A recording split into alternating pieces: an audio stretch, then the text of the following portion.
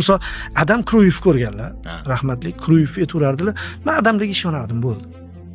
Va yillar o'tgandan keyin Adam gaplari to'g'ri bo'lib chiqdiki, Kruyff hozirgi Barselona, Messi Barselona, hammasi Kruyff g'oyalari bilan chiqdi. Ya'ni Kruyff Peledan ko'proq futbolga naf bergan. Pele Braziliyani ochgan, kartaga Braziliyani qo'shgan, shunaqa mamlakat borligini ko'fi Pele chiqdi va futbolni sport turiga aylantirdi deganlar.